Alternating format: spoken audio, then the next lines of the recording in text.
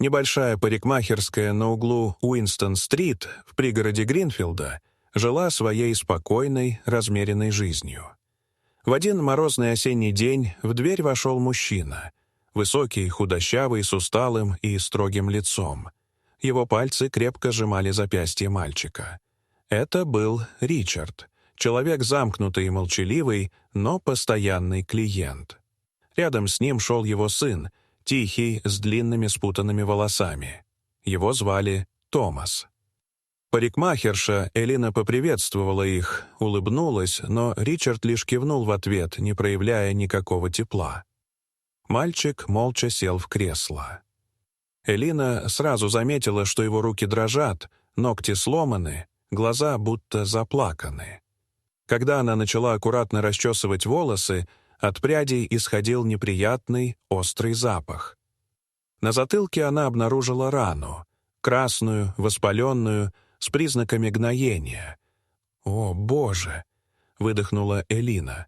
«Это просто ссадина», — пробурчал Ричард, не отрывая глаз от телефона. «Это инфекция. Ему срочно нужен врач», — настояла она. «Мы не для этого сюда пришли. Просто постригите», — отрезал Ричард. Элина понимала, что молчать нельзя, пока мальчик тихо шептал ей.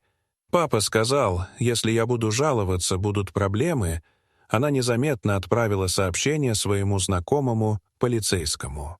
Через несколько минут в парикмахерскую вошел офицер в форме по имени Дэниел. Он взглянул на рану Томаса и сразу вызвал скорую помощь.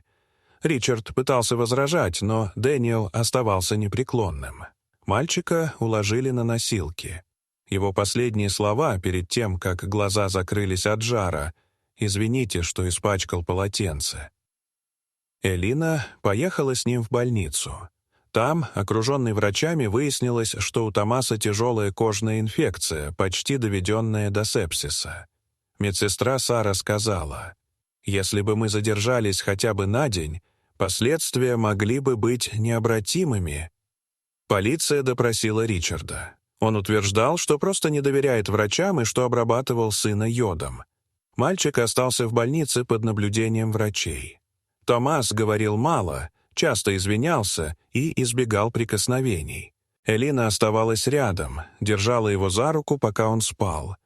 Спустя несколько дней появилась женщина по имени Виктория, сестра Ричарда. Она приехала из соседнего города и разрыдалась, увидев племянника. «Прости, что не пришла раньше», — шептала она. Через несколько недель Томаса выписали. Он переехал к Виктории. У нее был большой сад, собака и комната, предназначенная только для него. Элина продолжала получать письма и рисунки от мальчика. Один из них теперь висел на стене ее парикмахерской. На обороте было написано: «Спасибо, что не отвернулись. Томас». Дорогие зрители, что вы думаете об этой истории? Расскажите, пожалуйста, в комментариях. А если вам понравилось это видео, то ставьте лайк и подписывайтесь на наш канал. До свидания.